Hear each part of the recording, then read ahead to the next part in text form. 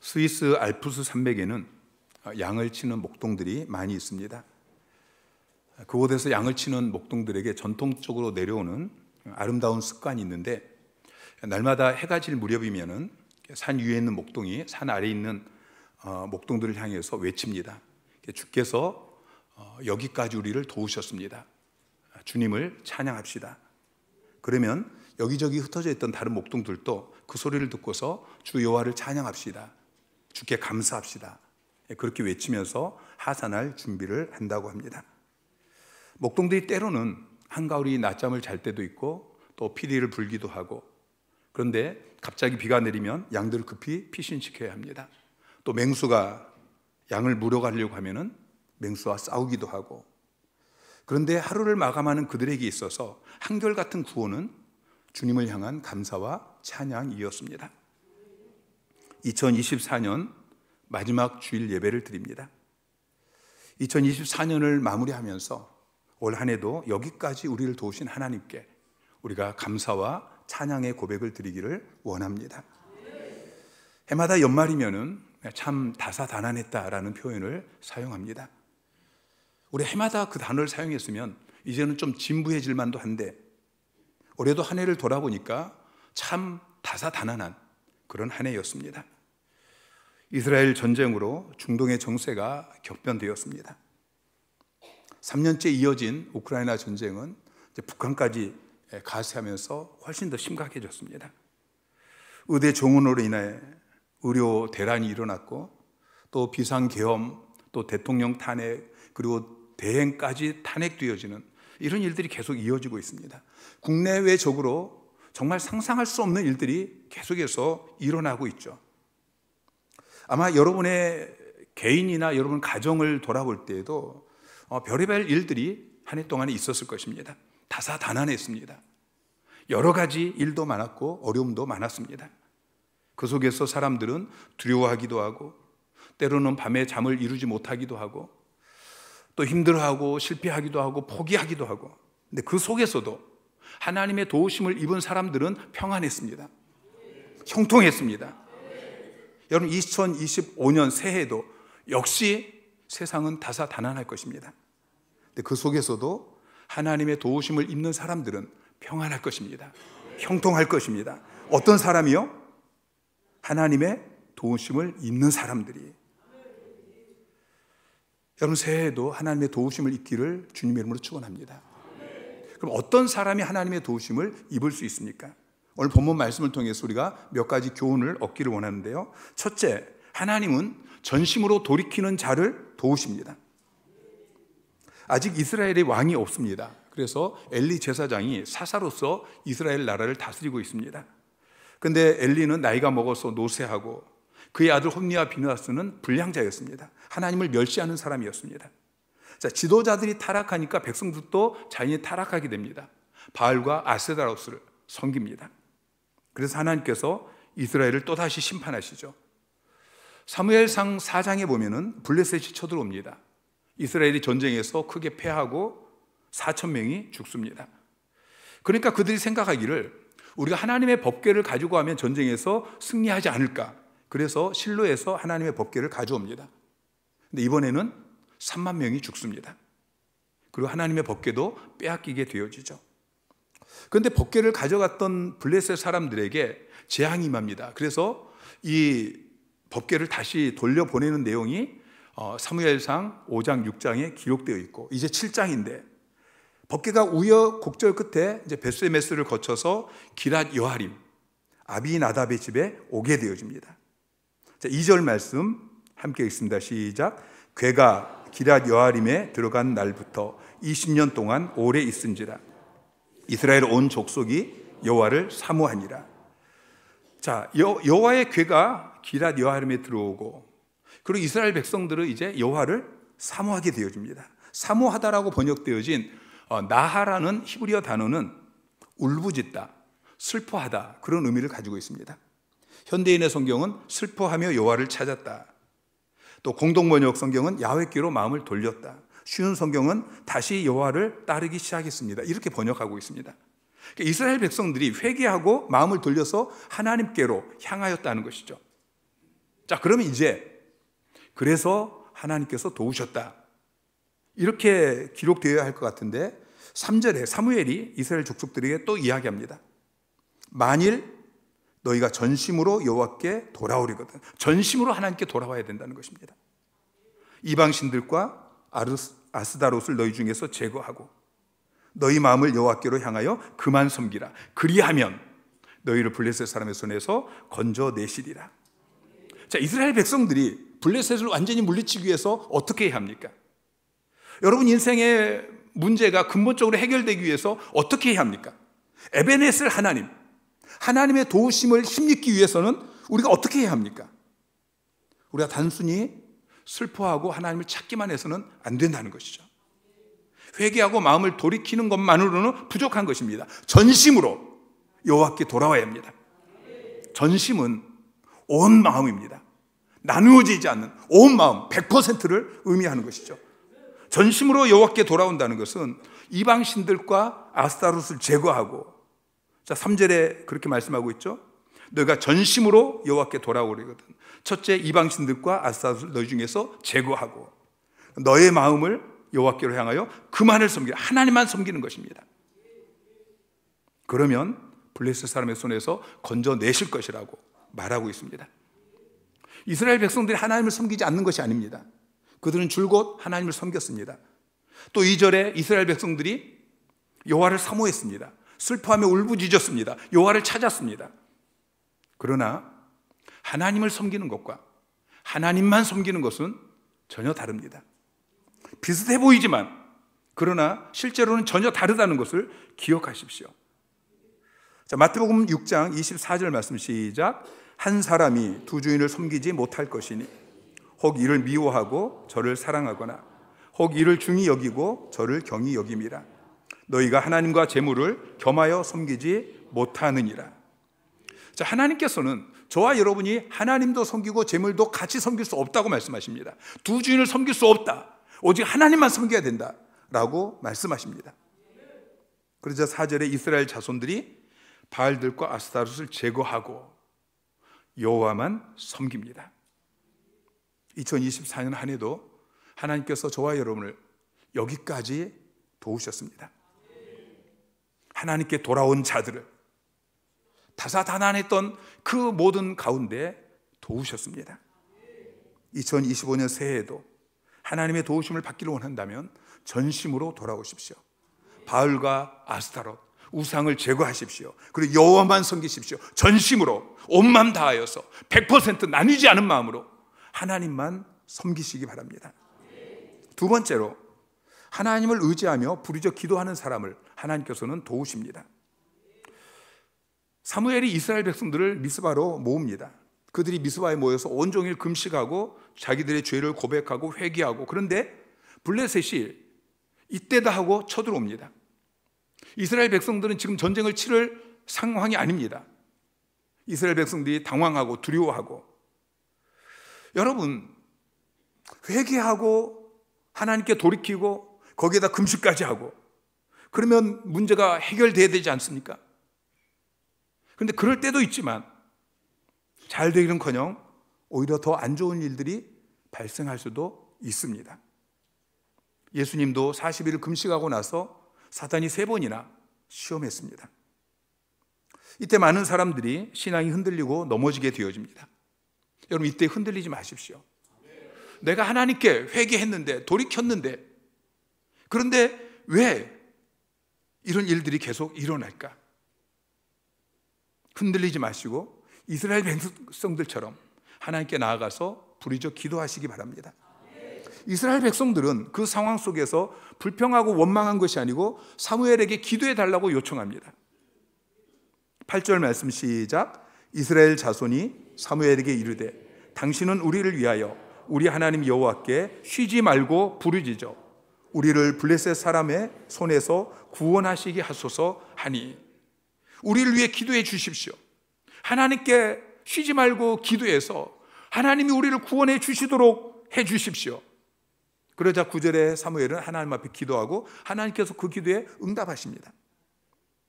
자, 이스라엘 백성들은 사무엘에게 기도를 쉬지 말고 부르짖어서 기도해 달라 그렇게 요청했습니다. 사무엘은 기도했을 뿐만 아니라 사무엘상 12장 23절에 보면은 나는 너희를 위하여 기도하기를 쉬는 죄를 여호와 앞에 결단코 범하지 않겠다라고 고백을 합니다. 자, 이스라엘 백성들은 사무엘에게 이렇게 요청합니다. 우리를 지금 블레셋 사람의 손에서 구원해 내도록 하나님께 기도해 주십시오. 지금이에요. 지금 구원해 주십시오.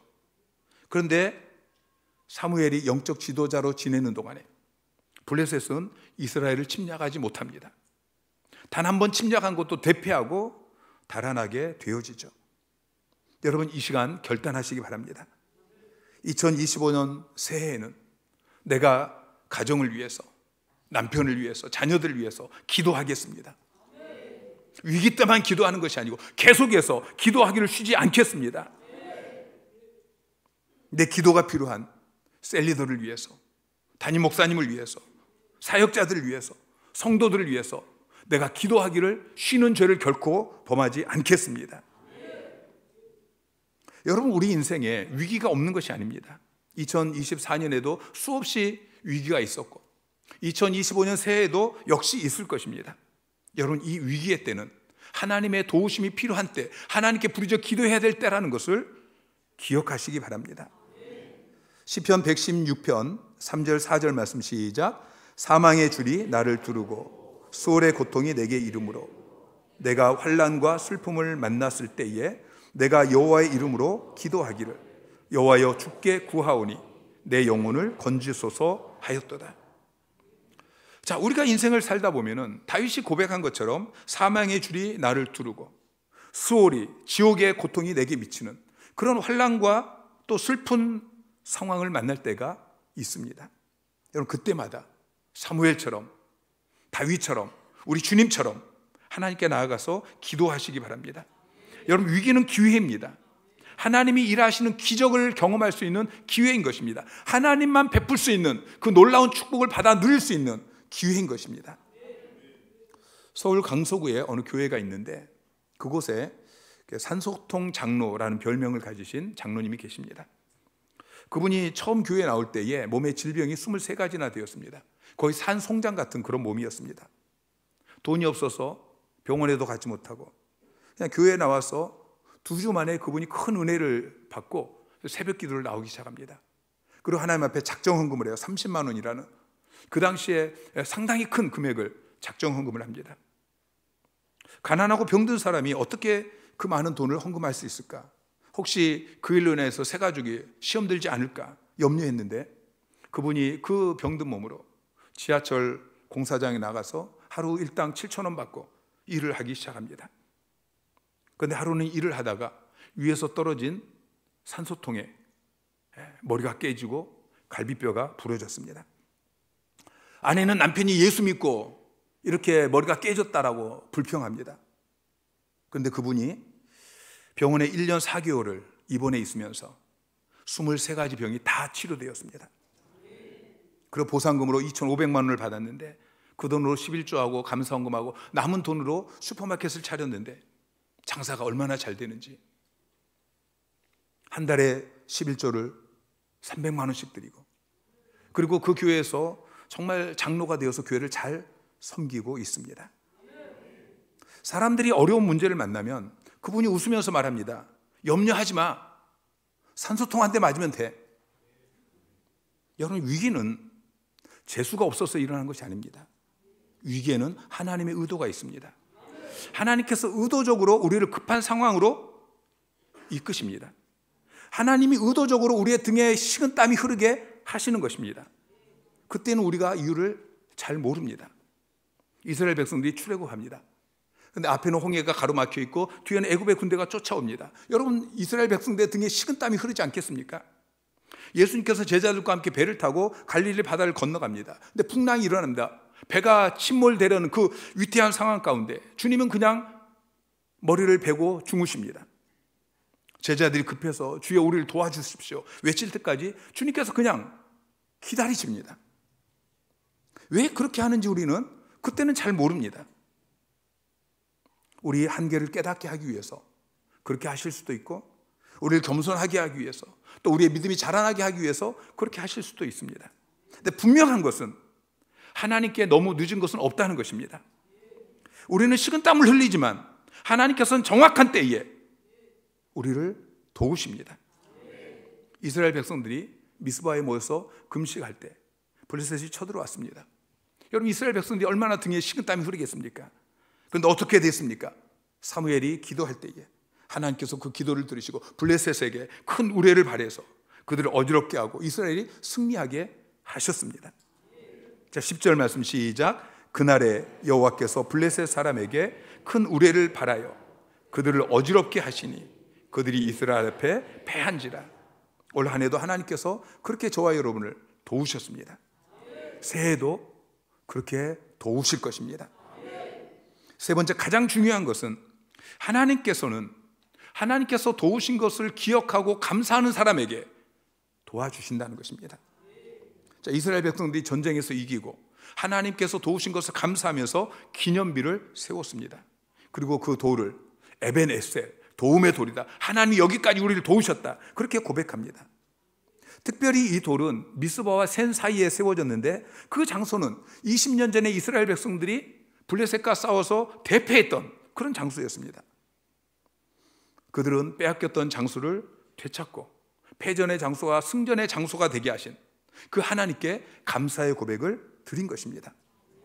자, 13절 14절 말씀 시작. 이에 블레셋 사람들이 굴복하여 다시는 이스라엘 지역 안에 들어오지 못하였으며 여호와의 손이 사무엘이 사는 날 동안에 블레셋 사람을 막으시며 블레셋 사람들이 이스라엘에게서 빼앗았던 성읍이 에글론부터 가드까지 이스라엘에게 회복되니 이스라엘이 그 사방 지역을 블레셋 사람들의 손에서 도로 찾았고 또 이스라엘과 아모리 사람 사이에 평화가 있었더라.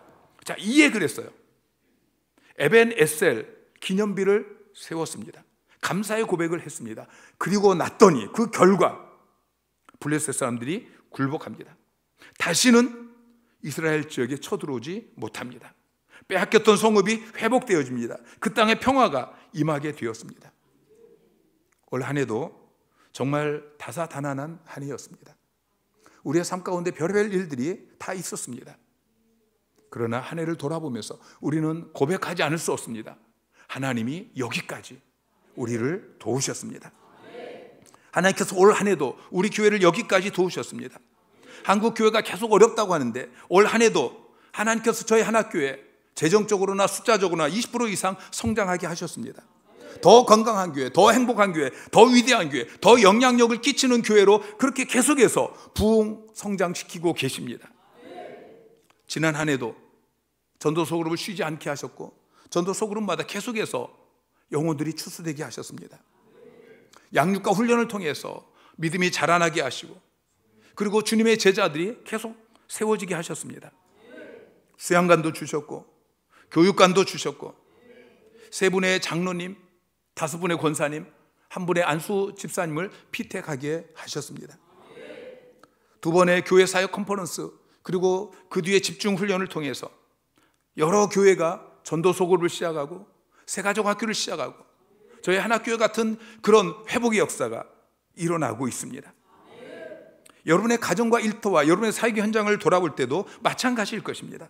다사다난했던 한 해, 그 속에서도 하나님께서 저와 여러분의 생명을 지켜주셨고 가정을 지켜주셨고 직장을 지켜주셨고 사역의 현장을 지켜주셨고 여기까지 인도하신 그 하나님을 바라보면서 감사와 찬양의 고백을 올려드리기를 원합니다. 이것들을 모아서 에벤에셀 기념비를 세우기를 주님의 이름으로 축원합니다.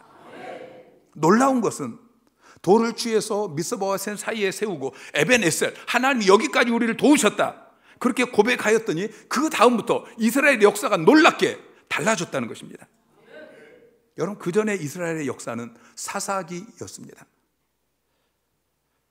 고통스러운 역사가 계속해서 순환되어집니다.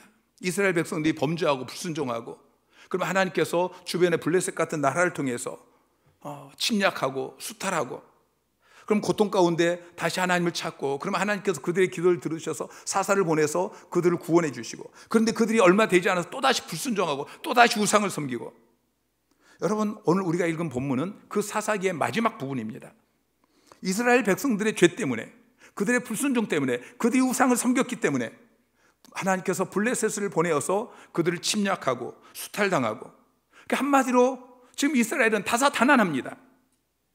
그런데 돌을 세우고 여기까지 도우신 하나님을 기념했더니, 자 13절 14절 말씀 다시 보세요. 이에 그랬어요.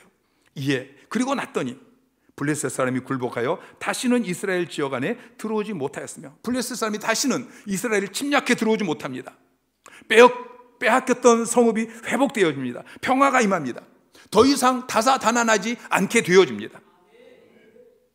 2025년이 며칠 남지 않았습니다. 그동안 우리가 지난 2024년 한 해 동안 하나님께서 저와 여러분을 도우셨던 것을 기억하고 감사하면서 기념비를 세우기를 원합니다. 한 해를 기도 가운데 묵상하면서 하나님께서 내 삶 가운데, 가정 가운데, 또 사역의 현장 가운데 도우셨던 것들을 하나씩 하나씩 기억하십시오. 그것들을 적으십시오. 그것들을 모아서 기념비를 세우시기 바랍니다. 그러면 하나님께서 2025년 새해에는, 아니 여러분이 사는 날 동안에 블레셋 사람을 막으실 것입니다. 빼앗겼던 성읍들을 회복시키실 것입니다. 평화가 임하게 하실 것입니다. 여러분의 삶이 더 이상 다사다난하지 않게 하나님께서 도와주실 것입니다. 지난 한 해를 돌아볼 때에 하나님의 도우심이 별로 기억나지 않습니까? 이스라엘은 단 한 번이었습니다. 수십 년 동안 계속해서 전쟁에서 패했습니다.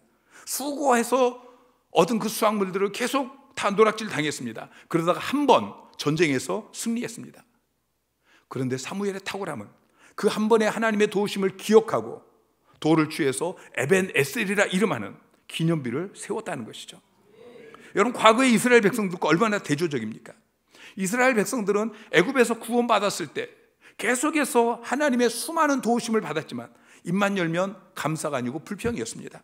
찬양을 드린 것이 아니고 원망이었습니다. 하나님께서 구름 기둥 불 기둥으로 그들을 지켜주셨음에도 불구하고 그들이 입만 열면 불평이었습니다. 하나님께서 날마다 만나를 내려주셨음에도 불구하고 그들이 입을 열면 고기가 없다고 불평했습니다. 그 결과 그들은 출애굽했지만 가나안 땅에 들어가지 못합니다. 광야를 유리하게 되어집니다. 가나안에 들어갔지만 사사시대 계속해서 다사다난한 그런 역사를 보게 되죠. 그런데 에벤에셀, 이 기념비를 세운 뒤에 이스라엘에는 평화가 임합니다. 더 이상 사사시대가 아닙니다. 왕이 세워집니다. 다윗 왕국, 솔로몬 시대, 하나님 나라가 세워집니다. 여러분의 지난 1년은 어떠하셨습니까? 지난 1년 동안의 모든 실패, 다툼, 가난, 고통은 끊어지고 빼앗겼던 모든 것들이 회복되어지고 새해에는 여러분의 삶과 여러분의 가정 가운데, 여러분의 모든 사역 가운데 평화가 임하기를 축복합니다. 그러기 위해서 남은 시간 동안 한 해를 돌아보시기 바랍니다. 그리고 하나님께서 여러분을 도우셨던 것들을 하나씩 모아서 감사의 고백을 하며 에벤에셀, 돌 무더기를 쌓으시기를 주님의 이름으로 축원합니다. 정지환 씨의 내 인생을 바꾸는 감사 레시피라는 책에 보면은 미국에서 맥클러 박사가 흥미로운 실험을 합니다. 300명을 대상으로 100명씩 세 그룹으로 나눕니다. 그리고 3주 동안에 첫 번째 그룹에는 오늘 일어난 일들을 적게 합니다. 두 번째 그룹은 오늘 기분 나빴던 일들을 적게 합니다. 세 번째 그룹은 오늘 감사했던 일들을 적게 합니다. 3주 실험이 진행되는 동안에 기분 나빴던 일을 적었던 두 번째 그룹의 사람들은 다른 때보다도 친구들하고 더 많이 다퉜습니다. 연인하고 헤어지기도 하고 위장병이 생기기도 했습니다. 그런데 감사한 일을 적었던 세 번째 그룹의 사람들은 그 기간 동안에 아프거나 스트레스 받는 일이 없었습니다. 오히려 더 행복했다라고 고백을 합니다. 맥클러 박사는 그 실험의 결과를 이렇게 정리했습니다. 감사하는 사람은 스트레스를 잘 받지 않는다. 감사하는 사람은 다른 사람보다 더 행복하다고 느낀다. 감사하는 사람은 힘이 넘치고 병에 잘 걸리지 않는다. 감사하는 사람은 다른 사람에게도 기쁨을 준다. 감사와 불평은 마치 바이러스처럼 다른 사람에게 전염된다라고 이야기합니다. 여러분, 기적 때문에 감사하는 것이 아니고 감사가 기적을 만드는 것입니다. 행복하기 때문에 감사한 것이 아니고 감사가 행복을 만드는 것입니다. 여러분, 기쁨 때문에 감사하는 것이 아니고 감사했던 이 기쁨이 넘쳐나게 되는 것입니다. 고린도전서 15장 10절 말씀 시작. 그러나 내가 나 된 것은 하나님의 은혜로 된 것이니 내게 주신 그의 은혜가 헛되지 아니하여 내가 모든 사도보다 더 많이 수고하였으나 내가 한 것이 아니요 오직 나와 함께 하신 하나님의 은혜로라. 바울은 고백합니다. 내가 나 된 것은 하나님의 은혜다. 내가 한 것이 아니야. 내가 많이 수고했지만 내가 한 것이 아니다. 지난 한 해 동안 내가 많이 수고했지만 그러나 내가 한 것이 아니고 하나님의 은혜로 된 것입니다. 지금까지 지내온 것 주의 크신 은혜라. 지난 한 해도 지내온 것 주의 크신 은혜라. 한 해를 마감하면서 이렇게 고백하는 저와 여러분이 되기를 주님의 이름으로 축원합니다. 올 한 해 하나님이 여기까지 도우셨습니다. 우리 가정을 인도하셨습니다. 사역을 인도하셨습니다. 내 힘으로, 내 능력으로, 내 노력으로 이룬 것이 아니고 하나님이 하셨습니다. 그렇게 고백하면서 한 해를 마무리하는 저와 여러분이 되기를 주님의 이름으로 축원합니다.